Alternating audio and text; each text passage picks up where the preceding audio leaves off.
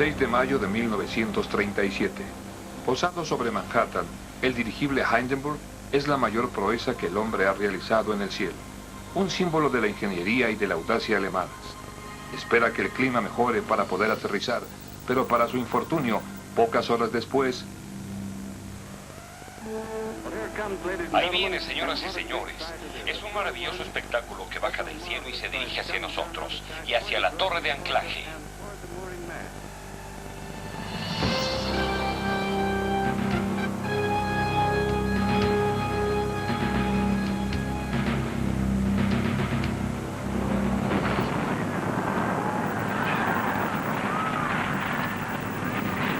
Se ha incendiado. Es el fuego quien lo consume. Es una gran tragedia. Esto es horrible. Oh, por Dios, a un lado, apártense, por favor. El dirigible arde en llamas.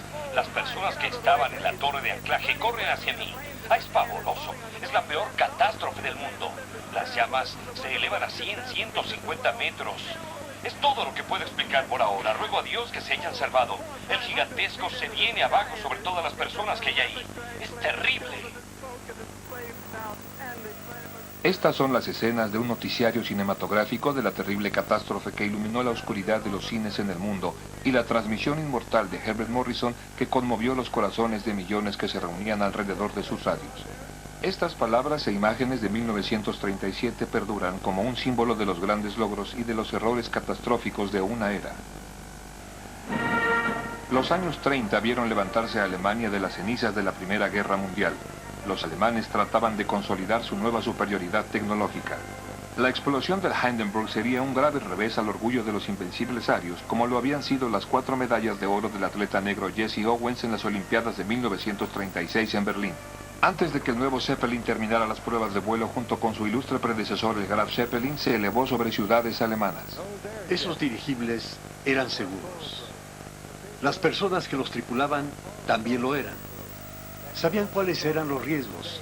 Habían sido adiestrados para hacer su trabajo. Ahora, ¿cómo perdimos el Hindenburg? Perdimos el Hindenburg por un vil artefacto, una bomba. El dirigible tenía una bomba ajustada para estallar en el hangar de Lake Hertz. Pero se retrasó para aterrizar y en vez de destruir el hangar y tal vez matar a 1 o 2 personas, atrapó a muchas más en su interior y a los que estaban en tierra. De haber una bomba ahí, ¿quién fue el saboteador? Y si, como confirman, Hitler lo ordenó, ¿por qué hacer estallar un símbolo de su país y de su propio poder? Los 2 grandes zeppelines eran un espectáculo impresionante. Parecían predecir el futuro triunfo que Hitler había anunciado.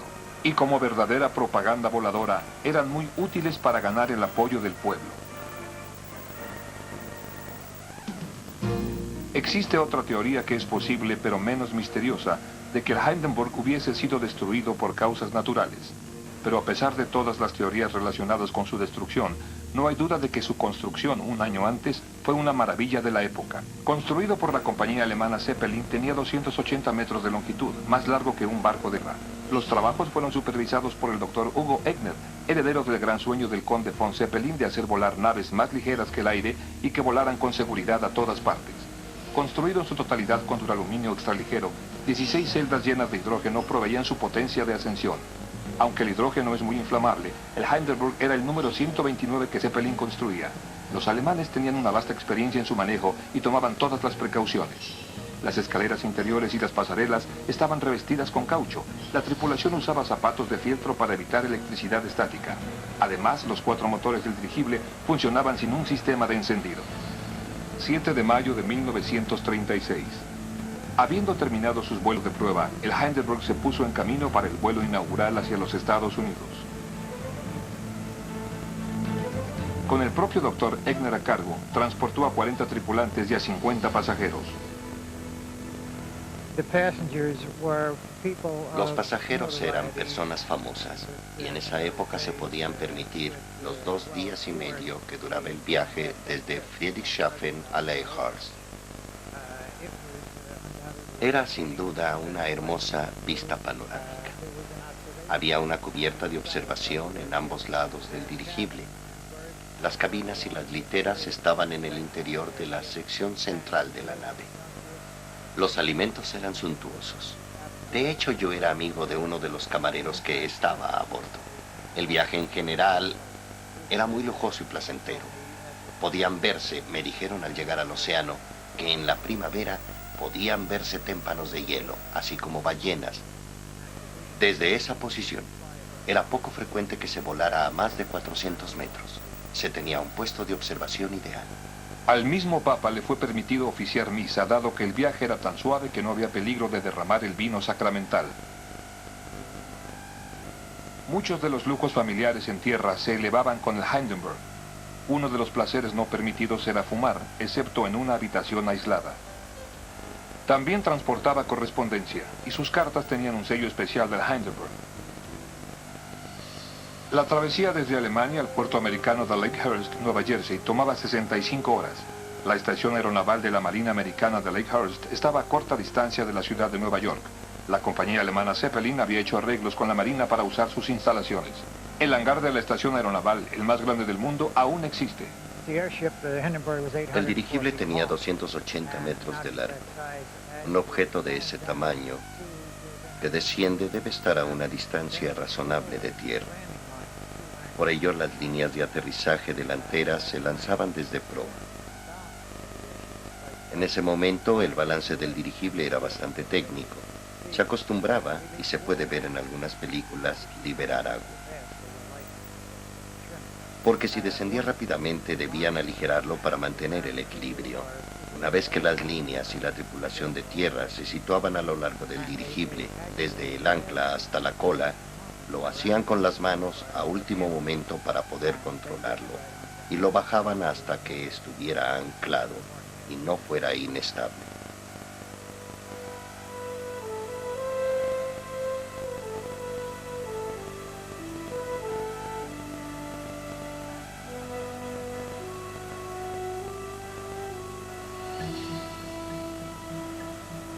En Norteamérica, el espectáculo de moda era saludarlo con emoción y admiración. El Dr. Egner estaba jubiloso. Tuvimos un vuelo exitoso, lo admito, bajo condiciones de clima favorables. Estoy convencido que bajo todas las condiciones del clima, aún bajo las menos favorables, podremos ser capaces de hacer el vuelo con toda regularidad y seguridad. Gracias. Bajo todas las condiciones climatológicas, nadie en 1936 discutiría con el Dr. Egner sobre el valor y la capacidad de vuelo de la nueva nave. El Zeppelin mantenía una ola de popularidad incrementada por los vuelos promocionales a través de la costa este.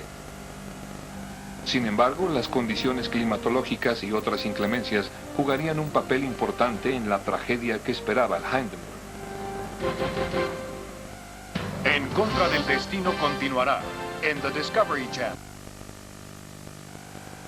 Las personas que subían al dirigible sabían lo peligroso que era y tenían muchas precauciones. Los alemanes en especial sabían cómo manejarlo. A pesar de todos los cuidados de la tripulación, de los alemanes a bordo y los americanos en tierra, algo estuvo mal.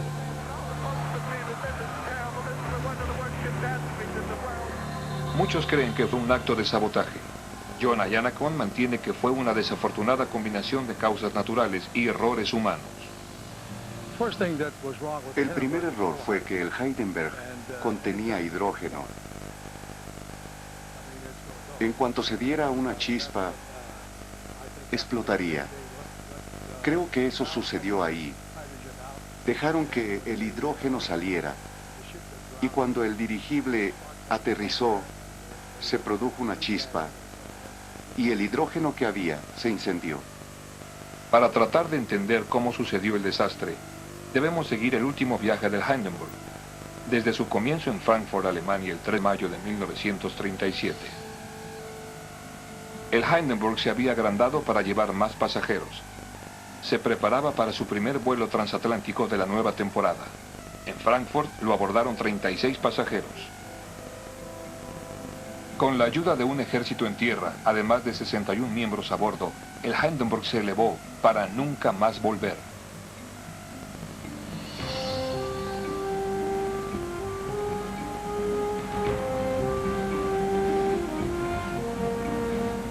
Cuando el mal tiempo se detectó el primer día, los oficiales a bordo aseguraron a los pasajeros que aún en el caso de un impacto directo de un rayo, los 200.000 metros cúbicos de hidrógeno utilizados para mantener a la enorme nave flotando no estarían en peligro. Con prudencia, sin embargo, decidieron dirigirse al norte para evitar la tormenta y los fuertes vientos. El Hindenburg atravesaba el océano a una velocidad máxima de 135 kilómetros por hora, propulsado por 4 motores diésel Mercedes-Benz. Antes del comienzo del servicio transatlántico con aviones, esta era la forma más rápida de viajar de Europa a América.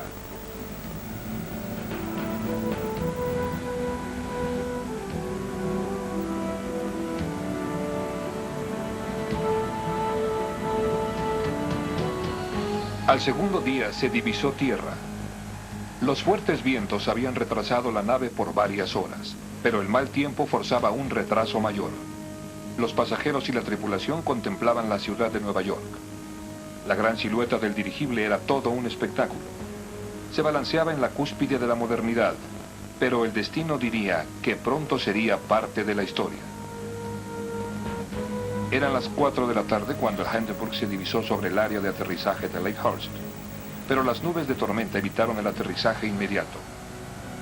A las 5:43, Lakehurst informó que las condiciones aún eran inestables. A las 7 la estación naval envió un mensaje a Hindenburg diciendo que las condiciones habían mejorado para el aterrizaje. El capitán Max Proust acusó recibo y comenzó su acercamiento. En este lugar la cabina de control del Hindenburg tocó tierra después de incendiarse. Se acercó desde la parte norte de la estación y se dirigió hacia el punto de anclaje que estaba aquí, a 200 o 300 metros de aquí. El equipo de tierra esperaba que le arrojaran los cables. En cuanto la tripulación los tuvo en sus manos, comenzó el incendio.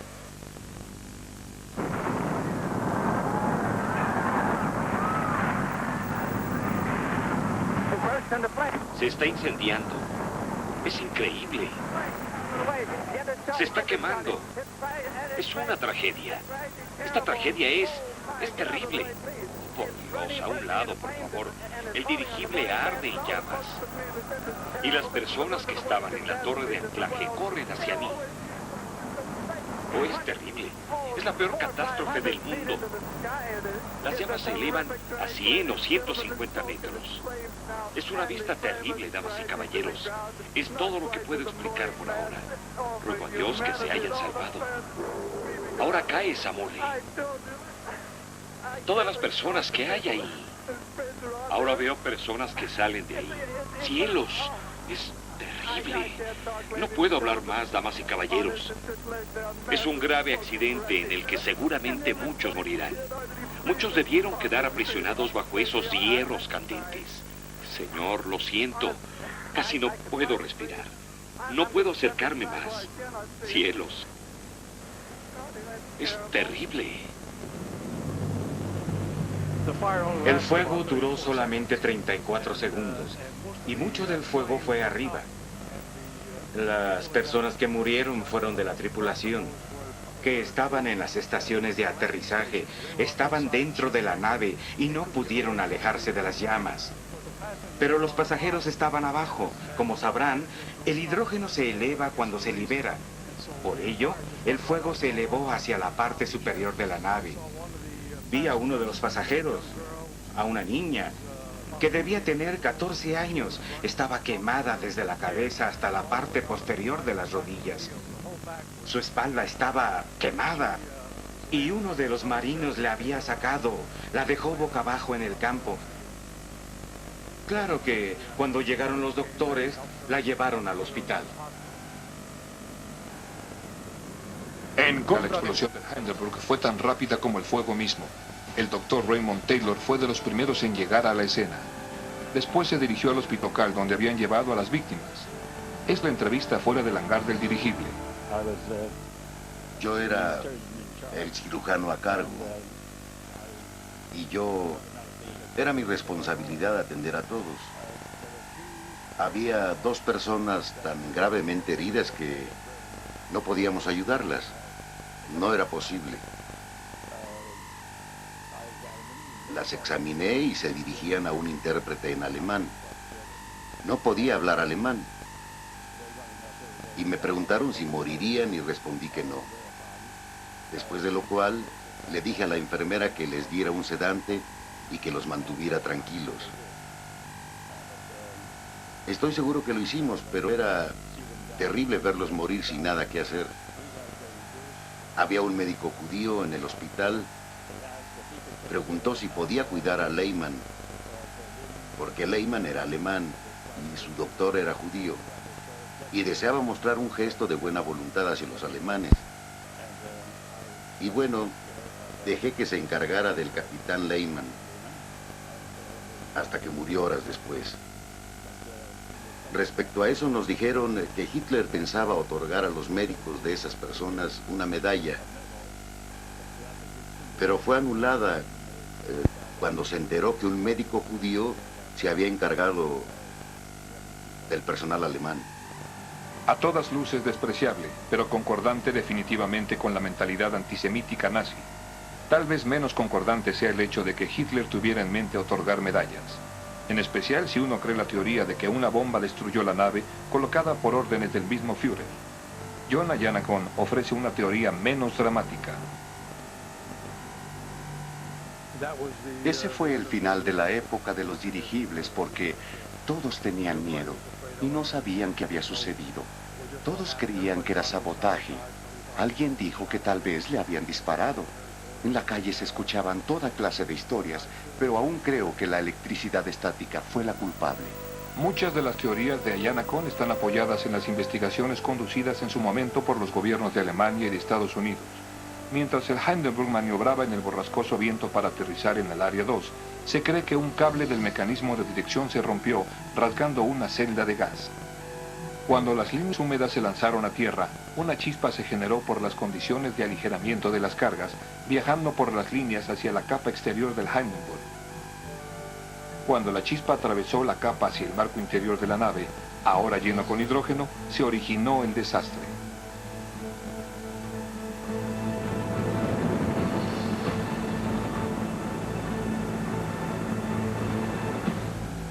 El actor y acróbata Joseph Spahn estaba entre los 36 pasajeros. Fue de los pocos afortunados que vivieron para contarlo. Apenas salí, la gente comenzaba a gritar y los muebles comenzaron a amontonarse de lado.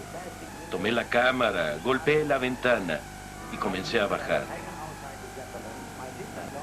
Me di cuenta que debía saltar de inmediato o de lo contrario moriría.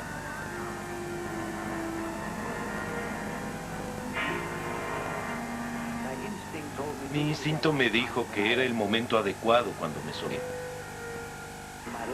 Mi pierna izquierda se hundió al tocar el suelo. Trataba de salir de ahí. Entonces vi a un gran hombre venir hacia mí.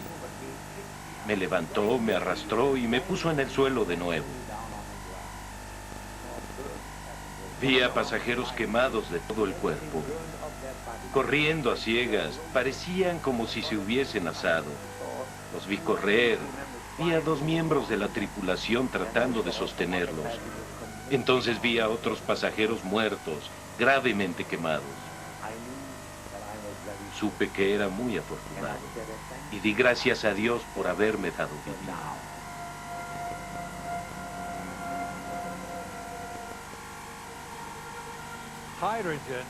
El hidrógeno los matará a la vez. Hitler no usaba nada que no fuera un proyectil. Tuvo éxito en una cosa. Utilizó el dirigible como bomba. El teniente comandante retirado, Leonard Schellberg, fue parte del programa de dirigibles rígidos de Lakehurst, la propia división Zeppelin de la Armada en los años 30. Él apoya una de las muchas teorías que mezclan política de la preguerra, intriga internacional y conspiración, por lo que la destrucción del Hindenburg no fue un accidente, sino un acto de sabotaje. Hitler acabó con lo que teníamos para construir un dirigible. Barrió con el Congreso y, si se ve alrededor, acabó con Lakehurst. De las 97 personas a bordo, 22 tripulantes y 13 pasajeros murieron. En tierra, solo una persona del equipo corrió con la misma suerte. Desde ese trágico día de mayo de 1937, ningún otro Zeppelin comercial ha volado. Pasaron 30 años para desarrollar un dirigible que tuviera el grado de perfección que tuvo el Hindenburg. Tomó menos de un minuto terminar con esa era.